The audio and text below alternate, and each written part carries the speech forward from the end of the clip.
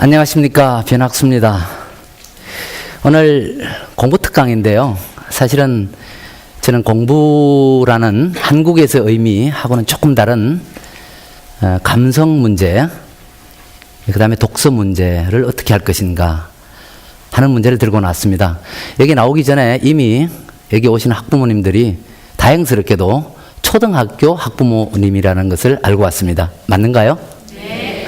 예, 왜 그러냐 하면은 사실 저도 아이를 셋이나 키웠지만 중고등학생이 되면은 독서하고는 이미 거리가 멉니다. 사실 문학이라는 걸 가르치고 국어라는 것을 가르치지만은 그것은 우리가 원래 의미로 말하는 독서라는 것과는 사실 거리가 있습니다. 그래서 제가 오늘 여러분들하고 이야기를 나누고 싶은 주제는 감성 독서입니다. 그래서 주제를 이렇게 만들어 봤습니다. 책으로 읽는 나의 마음, 책으로 읽는 자녀, 너의 마음, 또는 자녀 입장에서 책을 읽는 나의 마음, 책을 읽는 당신의 마음, 이렇게 정해봤습니다.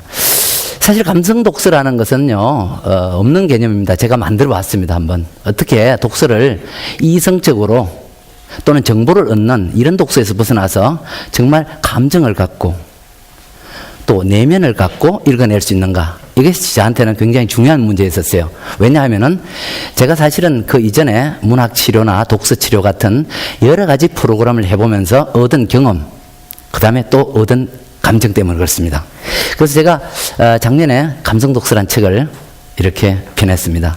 나중에 자세한 것은 이 책에서 읽어보실 수 있습니다. 자, 우선 그러면 감성독서란 무엇이냐? 감성적으로 독서하는 것을 말해요. 그런데 그렇다면 독서를 해서 감성 능력을 키우는데, 감성 능력이란 뭐냐? 이게 또 힘들잖아요? 잠깐 한번 옆에 보시면 감성 능력이 표시되어 있습니다. 영어로는 emotional competence라고 되어 있습니다.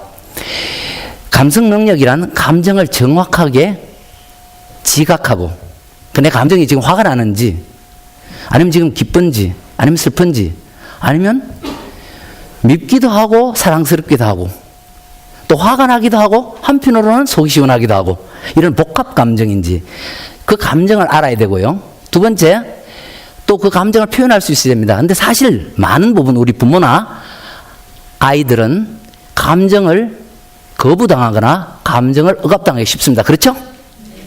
우리 감정대로 다 하면은 뭐라고 해요? 사람들이? 뭐라고 해요? 뭐라고 말씀드리지 않겠습니다. 왜냐하면 그건 나쁜 얘기니까요. 바보라고 해요? 어쨌든 우리 감정은 다 표현할 수 없는데 또 다 표현하지 않으면은 심리적인 문제가 생긴다는 겁니다. 그건 누구나 다 알고 계시죠? 그래서 이런 표현한 능력, 그리고 나가서 감성 발달과 지적인 발달을 촉진시키기 위해서 자기 감정을 조절할 수 있는 능력, 결국은 이것이 이타적 능력입니다. 자, 내가 화가 난다 해서 무조건 난 안 할 거야. 엄마는 미워, 엄마는 계모야. 이렇게 했을 때 여러분들은 뭐라고 말합니까? 이 아이한테? 가장 해서는 안 되는 방법은 알고 계시죠?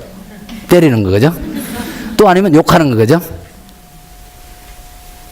뭐라? 내가 계모라고? 얼씨구 좋다 그래. 내 계모다 어쩔래? 그 말은 해서는 안 된다는 겁니다. 그죠? 그렇다고 이 아이가 막 뒹구는데 그래, 사줄게 이렇게 죽으시랍니까? 어떻게 할 거예요? 여기 바로 문제가 있는 겁니다. 그래서 독서를 통해서 어떻게 이런 감성 능력을 개발할 수 있을 수 없는가 하는 것이 굉장히 중요한 거예요. 여기 첫째 포인트고요. 두 번째는, 혹시 여러분들 문해력이라는 이야기 들어보셨습니까? 리터러시인데요. 사실은 문명이나 문명이 아니냐, 문명이냐 문명이 아니냐, 이 능력을 말하는데 사실 한국에 문명이 없다고 하잖아요. 그런데 저는 대학에서 강의를 하는데요, 대학생들이 문학 텍스트를 해독하는 능력 또는 영화를 해독하는 능력이 거의 없다는 사실입니다. 이 능력은 유감스럽게도 학교에서 가르칠 수가 없습니다. 학교에서 가르칠 수 있는 것은 문명이냐 아니냐, 짧은 텍스트를 이해하고 할 수 있는 능력을 가르칠 수 있어요. 하지만 이게 무슨 뜻이야? 그래, 네 좋은 대로 해. 지금 엄마가 정말 좋은 대로 하라는 얘기인지 아니면 하지 말라는 얘기인지, 그것은 자기 스스로 알아야 되는데 스스로 언제 할 것 같아요? 학교 들어가기 전에, 유치원 때 부모와 자녀가 서로 감정적인 교감을 하면서 익히는 겁니다. 여러분들 놀라셨죠? 당황하셨어요? 요새 개그 프로그램 보면 그런 말이 많이 나오죠. 자, 만약에 당황하셨다면 지금부터 배우시는 거예요. 다시 말씀드려서 우리 엄마 아빠가 서로가 좋지 않다. 또 우리 엄마가 서로가 사랑하고 기뻐한다. 나는 어떻게 해야 되겠다 하는 것을 아는 능력은 학교에 들어가기 전에 부모와 자녀가 책을 읽든지 감정적인 얘기를 하든지 그때 익힐 수 있다는 겁니다. 그렇죠?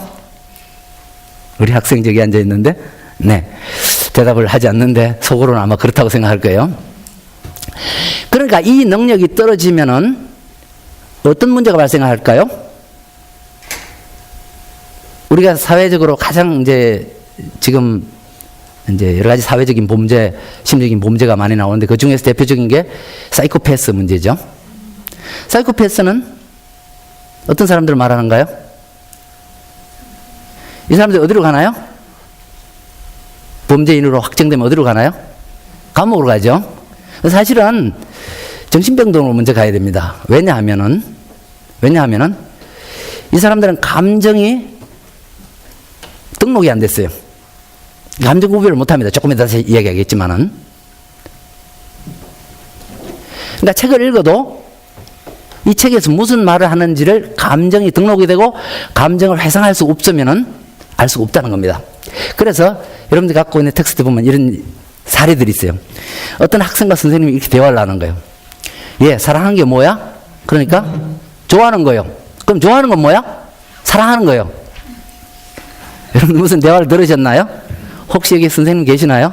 아마 이런 경험들 많이 했을 거예요. 아마 부모도 대화를 잘 하시는 부모는 자녀와 자녀한테 물어보는 거예요. 그죠? 너 이게 무슨 뜻이야?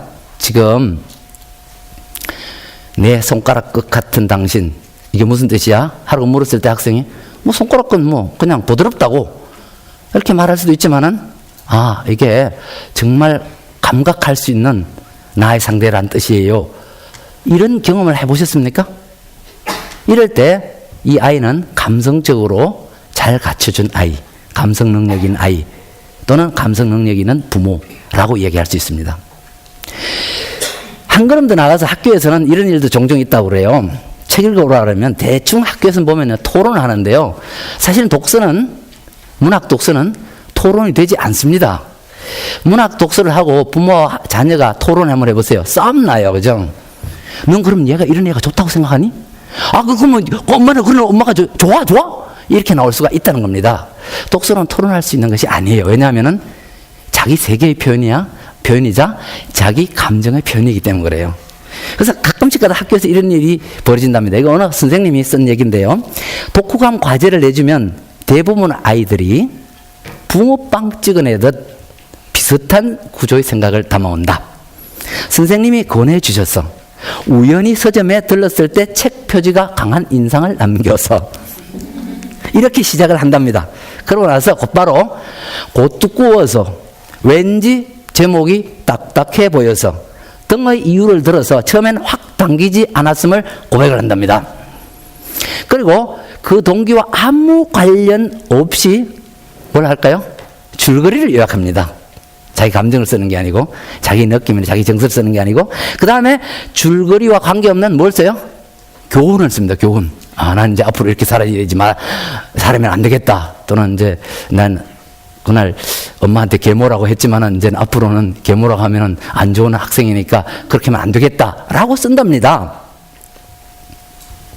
그러고 난 뒤에 국어 선생님께 존경과 감사의 뜻을 전해 준답니다. 이런 책을 소개해줘서 정말 감사하고 다른 책을 막 읽고 싶은 충동이 생긴답니다. 미안하지만 그런 충동이 생긴다고 하는 아이들이 책을 읽는 경우는 거의 없습니다. 다니엘 페나크라는 분은요, 프랑스의 소설가이자 또 교사였었는데요.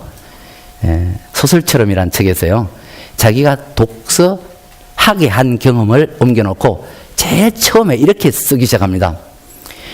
책을 읽어라, 즉 독서하라 라는 말과 꿈을 꾸라,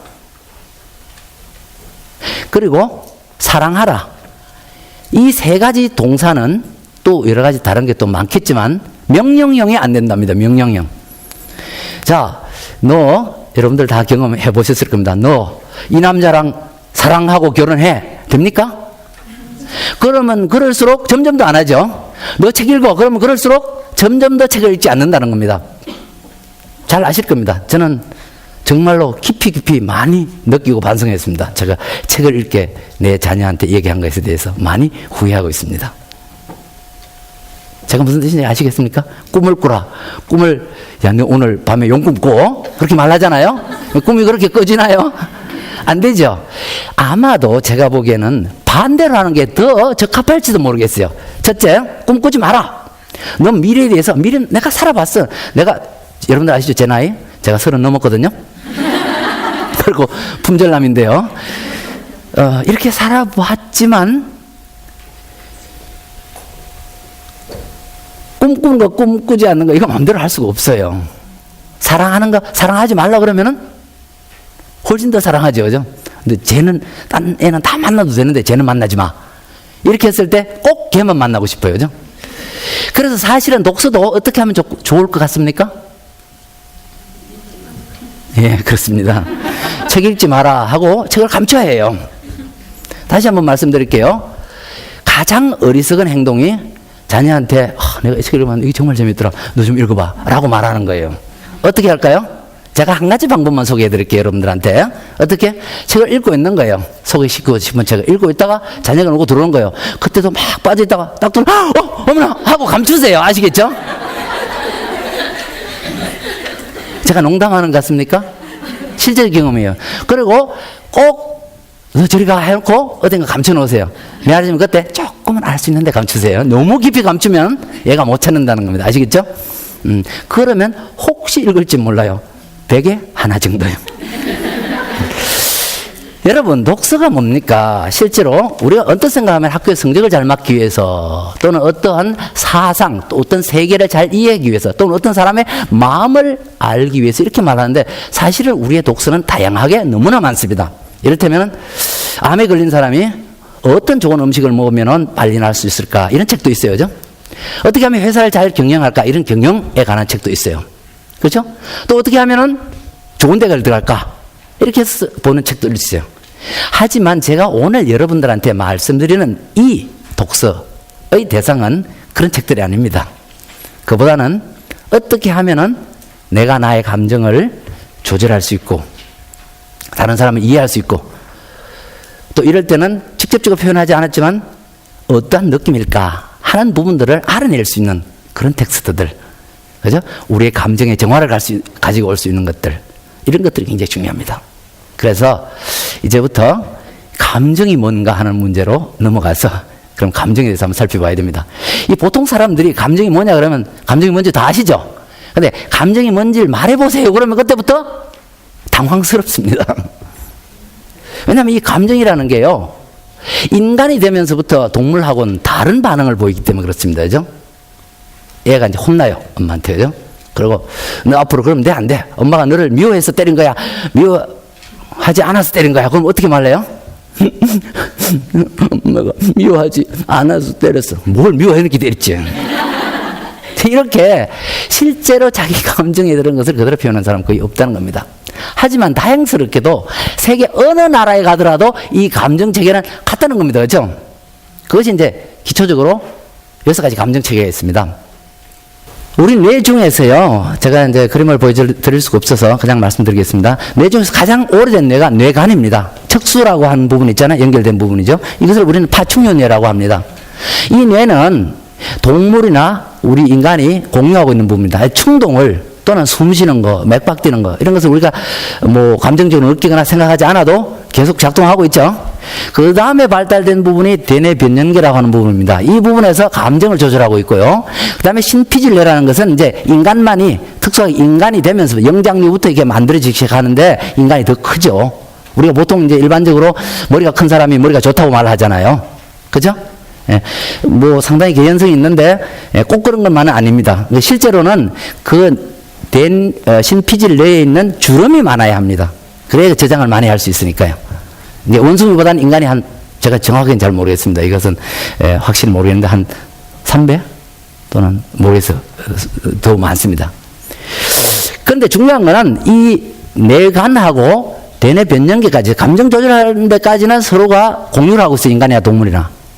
그러나 이제 신피질레, 다시 말씀드리면 인간이 사회화가 하면서부터 감정을 조절할 필요성을 느꼈단 말이에요. 언제부턴가.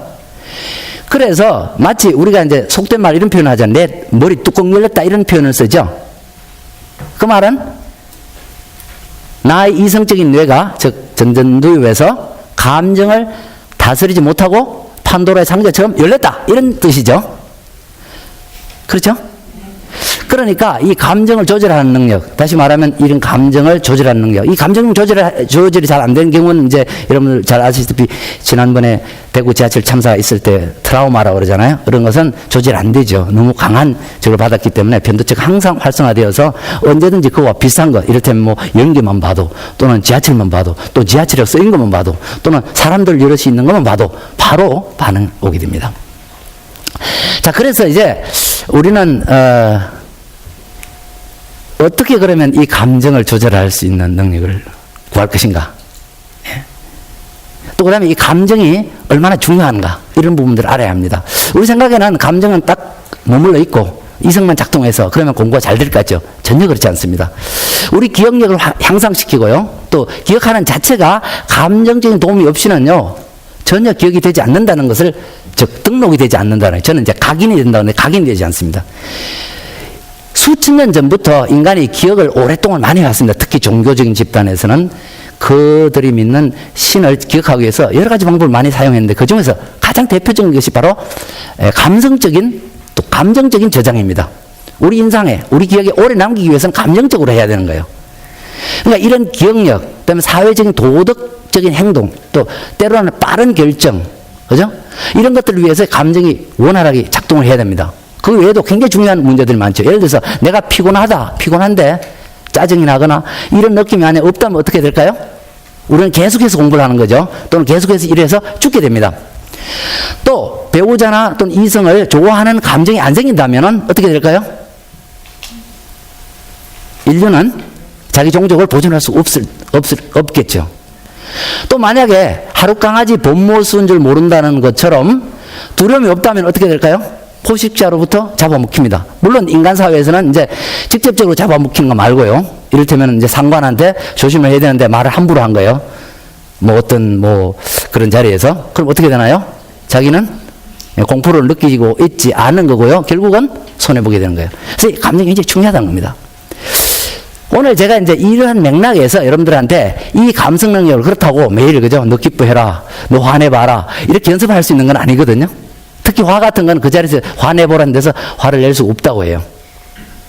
어떤 화를 낼 만한 일들이 있어서 자극이 되어서 작동이 되어야지 화를 내는 거죠. 그죠? 그러면 이 화를 내는 것은 나쁜 감정인데 없으면 좋지 않겠어요? 화는 왜 필요할까요? 슬픔은 왜 필요할까요? 기쁨은 왜 필요할까요? 가령 화 같은 것이 전혀 필요 없다고 생각하시는 분들 잘 생각해 보세요. 만약에 화를 내고 그런 게 없다면은 아마 정의란 건 있을 수 없을 거예요. 그죠? 내 마음대로 하죠. 그죠? 슬픔이라는 게 없다면은 우리가 왜 살아야 할지 그 이유를 알지 못할 거예요. 그래서 이러한 감성을 조절하고 감정을 이해하는 능력들이 바로 어디에? 책에 다양하게 많다는 겁니다. 책에. 그죠? 우리 책에. 그래서 이 자녀들하고 어떻게 책을 읽으면서 감성 조절할 수 있는지 그 부분에 대해서 한번 생각을 해보겠습니다. 제가 언젠가 학교에 나갔더니요,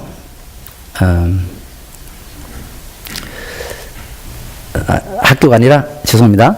서점에 나갔더니요, 대구 있는 뭐 서점, 뭐라고 말하면 안 되겠죠. 여기서 하더니 아이들이 막 그 서점에 와서 막 책을 보느라고 정신이 없어요. 너무 아름다운 거예요.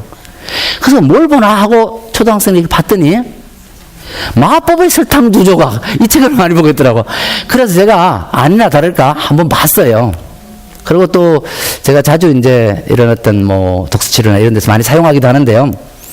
처음에 제가 한번 조금 읽어드릴 테니까 한번 보세요. 우리 감정하고 또는 감정 조절하고 얼마나 관계가 있는지 또는 없는지요. 이렇게 시작합니다. 랭키는 말할 나위 없이 착한 아이입니다. 엄마 아빠가 다정하게 대해주고 랭켄이 원하는 걸 들어주기만 한다면 말입니다. 만약 이 두 문장을 바꿔놓으면 문학이 되지 않습니다. 이렇게 해봅시다. 만약 엄마가 아빠가 랭켄을 다정하게 대해주고 랭켄이 원하는 걸 들어준다면 랭켄은 참 착한 아이입니다. 나도 그렇겠다, 그죠? 그 다음 뭐가 나올까요? 다만 엄마 아빠가 그렇게 해주는 일이 거의 없다는 게 문제였죠. 랭켄이 아이스크림이 먹고 싶다고 돈을 달라고 하면 아빠는 언제나 이렇게 말했습니다. 여러분 잘 아시죠? 해봅시다. 시작. 안 돼. 벌써 2개나 먹었잖아. 아이스크림을 한꺼번에 많이 먹으면 배 아파요. 엄마한테 조심스럽게 부탁해도 마찬가지였습니다. 엄마, 내 신발 좀 빨아주세요. 우리 뭐라 하고 싶어요? 하고 싶은 얘기 있죠? 방송이라서 참겠습니다. 네가 해. 너는 뭐도 없니? 뭐 이렇게 말하고 싶죠? 여기서 이렇게 말합니다. 너도 이제 다 컸잖아. 랭켄 원래는 바다로 휴가를 가고 싶다 하면 엄마 아빠는 굳이 산으로 가고 싶습니다. 그래서 랭켄은 이런 생각을 하는 거예요. 이 엄마 아빠는 속으로 나의 원수다, 그죠? 그래서 요정을 찾아가서 이 엄마 아빠한테 복수하는 방법을 알려달라는 거예요. 이 요정은 다행인지 불행인지 마법의 설탕 2자각을 줍니다. 네 엄마 아빠가 네한테 너의 말을 들어주지 않을 때마다 하나씩 집어넣으라는 거예요. 그럴 때마다 키가 반으로 줄어들 것이라는 거예요. 신나죠? 이 아이 입장에서는. 그렇죠? 하지만 언젠가는 힘들게 될 거예요. 여러분들이 미리 예상할 수 있어요. 그죠? 왜? 엄마 아빠가 자꾸 작아져서 한 5cm, 3cm, 2cm 되면 어떻게 될까요? 자기는 모든 일을 자기가 해야 되고 엄마의 도움을 받을 수 없는 거예요. 한 분은 열쇠가 없어서 집에 들어갈 수도 없었어요. 자, 만약에 우리가 정말로 도덕만이 중요한 것이라면 이런 책을 읽을 필요가 없죠. 처음부터 이건 말도 안 돼. 그런 얘기를 어떻게, 그죠? 그걸 문학이라고 할 수 있어. 하지만 전혀 그렇지 않은 효과가 납니다. 왜냐하면 실제적으로 자녀들이나 부모들이나 누구나 다 스트레스를 받고요. 또 그것을 해소할 수 있는 시간은 별로 없습니다. 왜냐하면 우리의 모든 사랑, 우리 모든 하는 일은 필연적으로 갈등적이기 때문에 그렇습니다. 아무리 좋아한다고 해서도, 좋아하는 사람이라 해도 내가 12시 돼서 잠을 자려고 하는데 기타를 막 크게 키거나 음악을 키면 싫어할 겁니다. 그죠? 그렇다고 사랑 안 하는 건 아니잖아요. 하지만 이 사람의 감정은 어디로 갈까요? 그래서 사실은 이런 얘기들을 보면은 바로 그런 갈등적인 부분들을 변정법적으로 해결합니다. 또 다른 얘기 하나 여러분들한테 읽어드리겠습니다. 바로 나만 빼고 뽀뽀해라는 책입니다. 참 재미있더라고요. 제가 좀 읽어드릴 테니까 여러분들 한번 생각해 보세요. 그래, 나는 사랑에 빠진 거야. 그리고 지금 내 사랑이 내 앞에 있어. 바로 내 앞에 무릎을 꿇고서 갑자기 온 세상이 멈추었어. 난 숨조차 쉴 수도 없었지. 그녀가 내 앞에 무릎을 꿇다니, 그녀가 내 앞에 무릎을 꿇다니. 내 사랑은 바로 우리 집 근처에 있는 신발가게 누나였어. 이제 아시겠어요? 아까 랭켄 이야기도 그렇게 했죠. 랭켄은 참 착한 애였습니다. 다만 엄마 아빠가 랭켄의 이야기를 들어주기만 했다는 말이 똑같아요. 알랭, 난데없는 호통 소리에 정신을 차리고 보니 아빠가 내 어깨를 흔들고 있었다. 알랭은 뭐 하고 있어요? 정윤한테 빠져가 있는 거예요. 누나가 신발을 벗으라 하잖아. 갑자기 귀가 먹은 거니? 뭐니? 불쌍한 아빠, 오늘따라 갑자기 늙어 보였어. 문학이니까 이렇게 하죠. 자기 내면은 실제로 일어나는 일들이에요. 근데 그 부분을, 그 감정을 그대로 눌러두면요, 병이 됩니다. 그리고 우리 엄마, 지금 한 여인이 당신의 아들을 빼앗아 갈 거예요. 어떤 아름다운 여인이. 그녀의 웃는 모습은 말로 설명할 수 없을 만큼 예뻤고 그녀의 예쁜 두 눈에 나는 눈이 멀었어. 그녀의 목소리에 귀를 기울이다가 난 벙어리가 되었지. 이 순간을 나는 평생 동안 잊지 못할 거야. 나는 의자에 꼼짝없이 앉은 채 누나가 상자 2개를 들고 오는 것을 보고만 있었다. 누나는 내 앞에서 무릎을 꿇고서 웃음을 지으며 조용히 입을 열었다. 240. 발이 큰 편이구나. 몇 살이니? 다들 알겠지만 나이를 묻는다는 것은, 그렇죠, 관심이 있다는 뜻이다. 그런데 누나 옆에 있는 나는 너무 초라했다.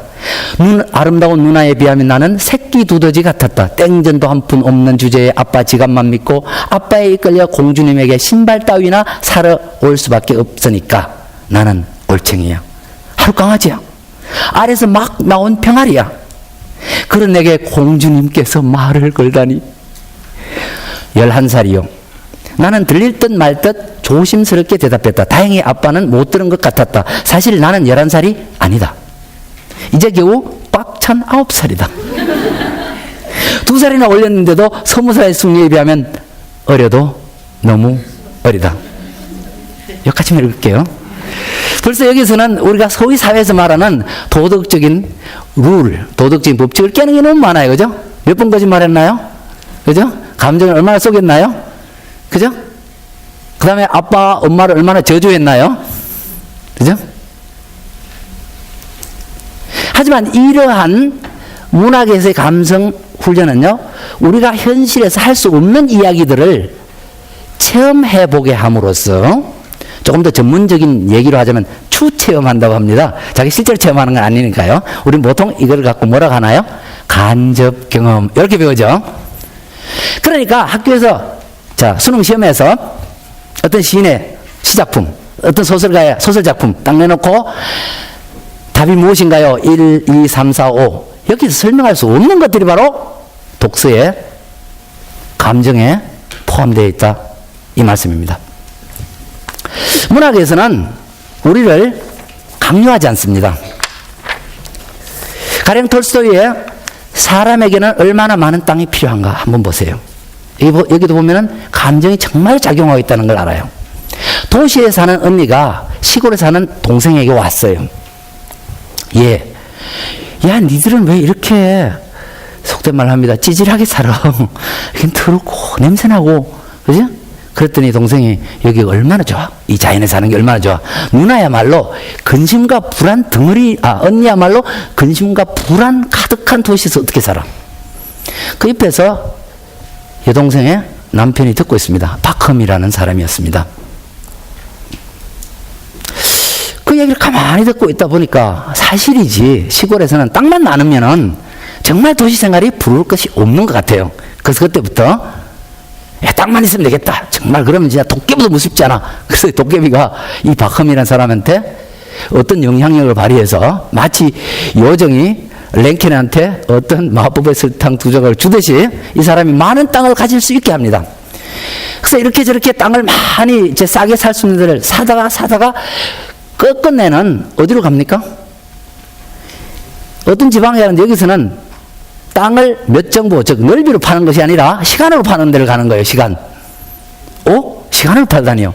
그 마을의 족장이 시간으로 판다는 거예요. 가서 물었더니 말하자면 이런 거지. 우리 마을에서는 시간으로 팔아요. 아침 일찍 해가 뜰 때 깃대를 꽂고 하루 종일 당신이 원하는 만큼 시간만큼 다니다가 해가 지고 와서 다시 그 꽂은 깃대에 돌아오면 그게 다 당신 땅이다. 박흠은 열심히 달아났습니다. 여러분들 아시겠죠? 사람에게는 얼마나 많은 땅이 필요한지. 저녁이 되어서 너무 멀리 가갖고요. 나중엔 헐레벌떡 진짜 숨이 차도록 심장이 멎도록 다가와서 그만 목표에 도착하자마자 죽어버렸어요. 그래서 그 사람이 필요한 땅은 한 2평 정도 되나요? 이렇게 말해주고 있는데 여기도 출발점 보면 바로 감정입니다. 감정이 원활하지 않으면요, 우리는 끝없이 소유하려고 들고 현재 감정을 즐기는 것이 아니라 끊임없이 뭔가를 소유하고 또 소유해도 우리의 감정은 채워지지 않습니다. 여러분 잘 아시다시피 사실은 고통을 겪고 있는 환자들도요, 이 감정에 따라서 그 고통의 강도가 다르다는 사실을 잘 알고 있을 겁니다. 그래서 고대 철학자 에피테토스는 이렇게 말했습니다. 사람은 사건 때문에 고통을 받는 것이 아니라 그 사건을 바라보는 관점 때문에 고통을 받는다. 근데 이 관점이 바로 감정입니다. 왜냐하면 감정은 기억을 장악하고 있고요. 기억은 곧 감정이기 때문에요.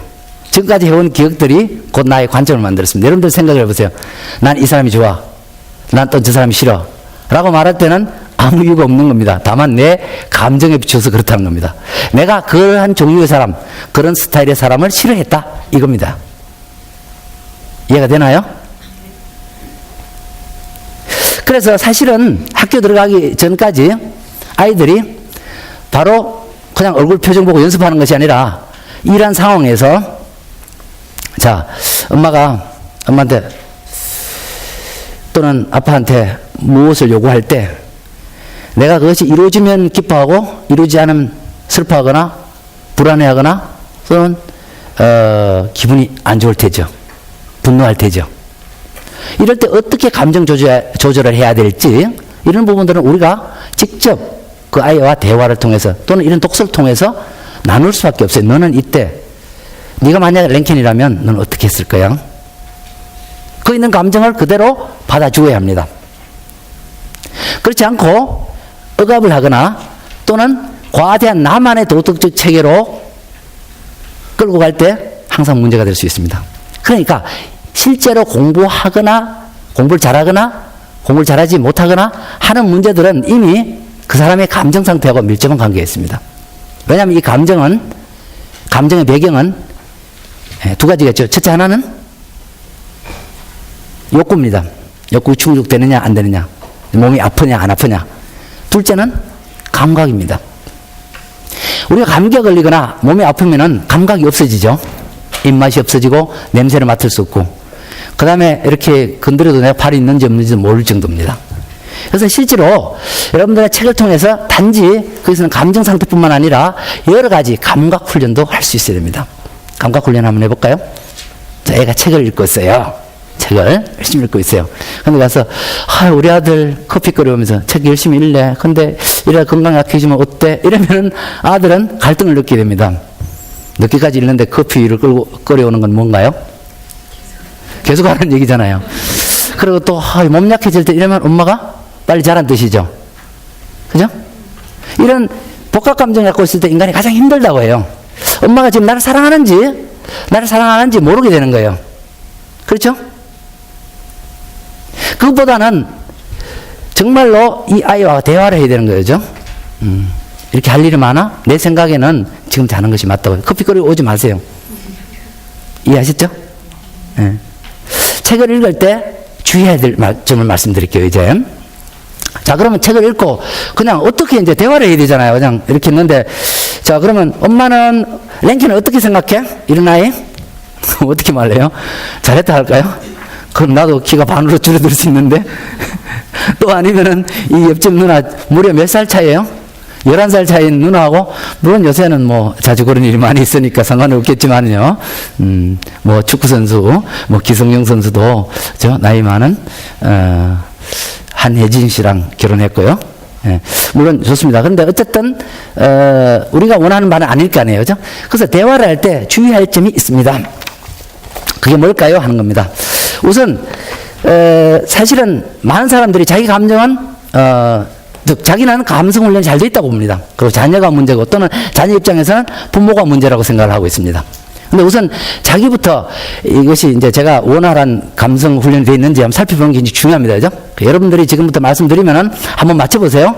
이게 진짜 감정을 표현한 건지 감정을 표현하지 않은 것인지 맞춰봅니다. 첫째, 나는 엄마가 나를 사랑하지 않는다고 느껴요. 감정인가요? 네. 뭐라고 말씀하셨어요? 둘째, 엄마가 저를 혼자 두고 여행을 떠나게 돼서 난 슬퍼요. 감정인가요? 다 감정인 것 같아요. 엄마가 그런 말을 할 때 나는 겁나요. 엄마가 인사를 하지 않을 때 나는 무시당했다는 느낌이 들어요. 대답 안 하시네요. 엄마가 돌아와서 정말 행복해요. 감정?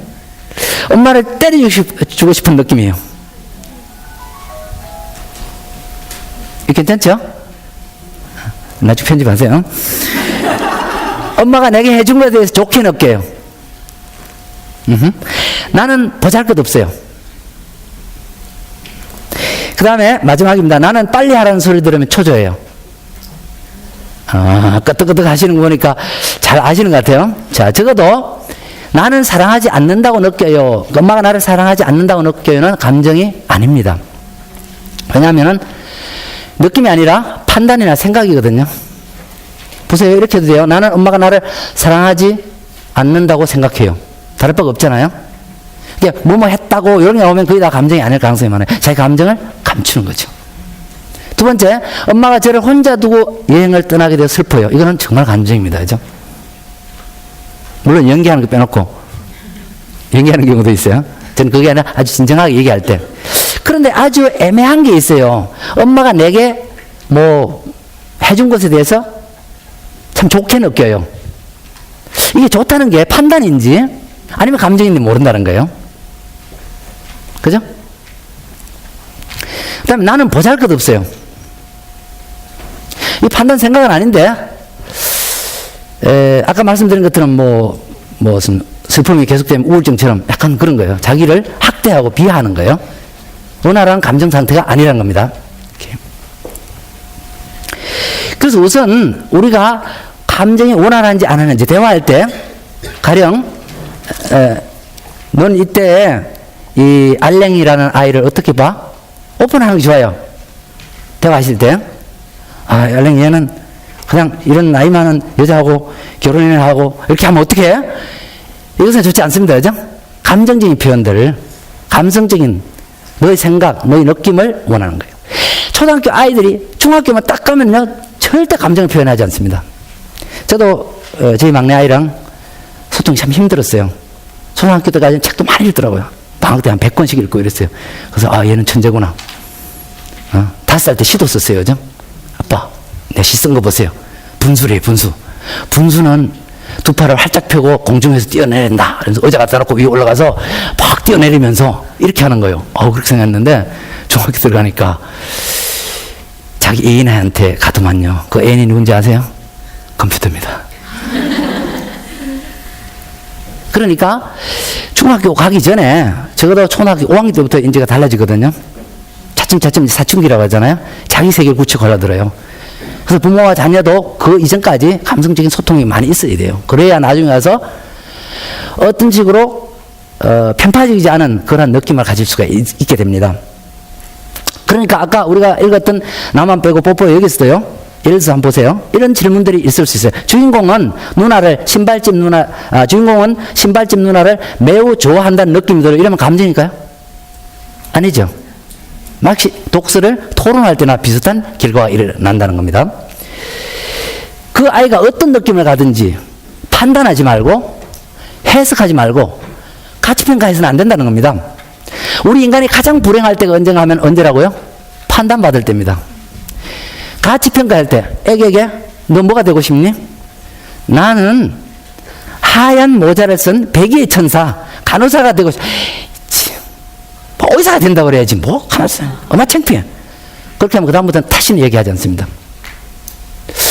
저는요 그런 얘기 한 적이 없는데 우리 아이가 아무런 감정적인 대화를 하지 않아요. 잘 생각해 보세요. 모르실 겁니다. 그죠? 제가 그런 사람이었었어요. 제가 하도 답답해서 우리 아들한테 물었어요. 넌 그러면 어떤 아빠가 좋은 아빠로 생각하니? 그랬더니 한번 이렇게 씩 보더만요. 씩 본다는 건 관심이 있다는 뜻. 그래서 있는 대로 말해도 좋아. 솔직하게. 또 씩 보더라. 그러더니 아빠 정말로 솔직하게 말해도 돼요? 되지. 두 가지입니다. 하나는 스마트폰이 바뀌고 핸드폰이 바뀌면 빨리 새로운 거, 그죠? 이거 뭐래 지름신이라고 합니까? 네, 그걸 사주는 것. 두 글자는 뭘까요? 용돈을 넉넉하게 주는 것. 그리고 그 다음은 없대요. 차츰차츰 우리 감정이 메말가는 거예요, 여러분들. 중고등학교 한국에서는 현실적으로 제가 정말 하다가 정말 실패한 적이 있어요. 여러분, 돈키호테가 도대체가 읽어보셨습니까? 사실 미국의 아이비리그나 독일 어떤 대학, 프랑스 어떤 대학 들어오기 전에 이 책 다 읽습니다. 근데 이게 무려 1400페이지가 넘어요. 놀랐죠? 당황하셨어요? 우리 아들한테 이렇게 해가지고 한 400페이지 읽었을 거예요, 아마. 그러다 드디어 중지했는데, 그때 한 말이 저한테 아직도 남아있습니다. 아빠, 애들이 내가요, 돈키호테를 읽는다니까, 네가 진짜 돈키호테다. 이렇게 말하더래요. 그게 바로 한국 현실입니다, 여러분. 어릴 때 정말 진정한 감성훈련, 독서를 통한 감성훈련이 없으면은 어떤 일이 벌어진다고요? 시키는 것만 하든가 아니면 시키는 것도 안 하든가. 자기 감정에 원만하지 못하기 때문에 게임이라든가 컴퓨터라든가 또는 관계 중독, 즉 친구하고 매일 논다든가 이렇게 원활하지 못한 감정 상태로 흘러가게 됩니다, 여러분. 그렇기 때문에 다시 한 번 더 오늘 강조하고 싶은 것은 뭐 하지 말라고요? 판단하지 말라는 겁니다. 그렇죠? 어떤 경우든. 두 번째, 해석하지 말고요. 네가 오늘 늦게 일어난 것은 내가 밤새도록 게임한 거지. 이렇게 해석하지 말라는 거예요. 세 번째, 가치 판단하지 말아요. 대학 들어간 거, 의사가 되는 거, 간호사가 되는 거, 모든 것이 좋은 가치가 있는 거예요. 결국에 가서는 걔가 그렇게 간호사 된다 하고 난 뒤에도 정치가가 될 수도 있고 또 의사가 될 수도 있어요. 그런데 엄마가 또는 아빠가 애기에게 라고 말하는 순간 얘는요, 반발해서 정말로 간호사도 의사도 아무것도 안 하고 놀 수 있다는 겁니다. 이제 오늘 강의를 마치기 전에 여러분들하고 몇 가지 훈련해 봤으면 좋겠습니다. 예를 들면 학교 가면 이렇게 말해요. 뭘 물었어요, 그죠? 자, 곤충기를 쓴 사람이 누구죠? 뭐라고 틀렸다고 칩시다. 그러면 그 대답은 틀렸어. 이렇게 말하는 대신에 어떻게 하면 좋을까요? 만약 네가 말한 대답이 옳다면 이러이러한 점은 어떻게 되니? 이렇게 가야 돼요. 그죠? 두 번째, 너 책을 읽지 않으니까 생각이 없지. 뭐예요? 판단이죠. 그 대신에 어떻게 말하면 좋을까요? 네가 가지고 있는 문제는 마법의 설탕 두 조각이라는 책 읽어보면 아마 좋은 생각을 얻을 수 있을 거예요. 괜찮죠? 그 다음에 세 번째, 너 답이 틀린 걸 보니 숙제 안 했구나 라고 해석하는 대신 어떻게 하면 좋을까요? 했든지 안 했든지는 중요하지 않아요. 네가 숙제한 것을 잘 살펴보면 알 수 있을 거야. 이렇게요. 괜찮지 않습니까? 괜찮지 않습니까? 네. 강요하지 말고요. 판단하지 말고 아이가 원하는 세계가 아닌 부모의 세계를 미리 예단하고 만들어 놓고 거기다가 자꾸 아이를 넣어가는 이런 세상에서 우리가 벗어나는 것이 바로 감성 독서의 목표입니다, 여러분. 그렇게 하기 위해서는 전제 조건이 있습니다. 아이 보고 책을 읽으라고 아무리 해도 읽지 않습니다. 뭘 안 하면요? 부모가 읽지 않으면 또는 선생님 책을 읽지 않으면요. 심지어 대학생도 책을 읽지 않습니다. 저는 수업 가운데서 항상 책 이야기를 합니다. 실제 내용을 하고 다루고 또 실제로 책을 읽어주기도 합니다. 이것이 감성 독서의 아주 전제가 되는 매우 중요한 얘기입니다. 오늘 여러분들이 짧은 강의지만은 또 이렇게 좀 비약이 있는 이야기들을 많이 했지만은 그런 행간 가운데 또는 그런 여백 가운데는 여러분들 스스로 잘 메울 수 있고 또 나의 현장, 나의 가정 또 나의 학교 이런 데서 잘 적용하시리라고 생각이 됩니다. 제 강의를 경청해 주셔서 정말 감사합니다.